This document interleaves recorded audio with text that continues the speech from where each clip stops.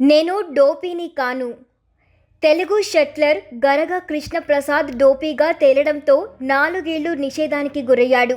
అయితే తను మాత్రం డోపీని కానే కాదని, తన ఒంట్లో ఎలాంటి నిషేధిత ఉత్ప్రేరాలకు చోటే లేదని కుండ బద్దలు కొట్టినట్లు చెప్పాడు. 2022లో థామస్ కప్లో టైటిల్ గెలిచిన భారత జట్లో కృష్ణప్రసాద్ సభ్యుడిగా ఉన్నాడు.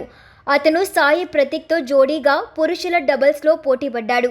అయితే గతేడాది అతని రక్త, మూత్ర నమూనాలను పరిశీలించగా అందులో ఉత్ప్రేరకం హ్యూమన్ క్రానిక్ గోనాడోట్రోపిన్ అంటే హెచ్సిజి ఉన్నట్లు పరీక్షలు తేలింది. జాతీయ డోపింగ్ నిరోధక సంస్థ అంటే నాడా తాజాగా అతనిపై 4 ఏళ్ల నిషేధం విధించింది. నిజానికి గత సెప్టెంబర్లోనే నాడా చర్యలు తీసుకోవాల్సి ఉండగా తెలుగు షట్లర్ అప్పీల్కు వెళ్లాడు. ఇటీవలే అప్పీల్ను తిరస్కరించడంతో కృష్ణప్రసాద్పై సస్పెన్షన్ వేట పడింది. 2019లో జరిగిన దక్షిణాసియా క్రీడల్లో కృష్ణప్రసాద్ డబుల్స్ టైటిల్ సాధించాడు. అతనితో పాటు శ్వేతపర్ణ పండాపై కూడా నాడా వేట పడింది.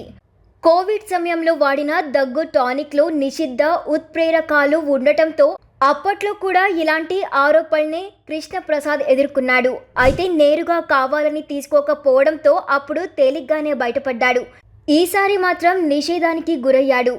నాపై విధించిన నిషేధంపై భారత బ్యాడ్మింటన్ సంఘం అధ్యక్షుడు హిమంత బిశ్వ శర్మ సర్ను సంప్రదించాలని అనుకుంటూ ఉన్నాను. ఈ కేసు సమస్యపై ఆయనకి వివరిస్తాను అని కృష్ణప్రసాద్ అన్నాడు. సాధారణంగా హార్మోన్ల సమతూకం లోపించినప్పుడు కూడా హెచ్సిజి నివేదికల్లో తేడాలొస్తాయని అతడు వాదిస్తూ ఉన్నాడు. మరోవైపు శ్వేతపర్ణ తన సస్పెన్షన్పై స్పందించేందుకు తిరస్కరించింది. ఆమె సోదరి రుతుపర్ణ కూడా షట్లరే. ఇద్దరూ ఇంటా బయట జరిగిన పలు టోర్నీల్లో కూడా రాణించారు.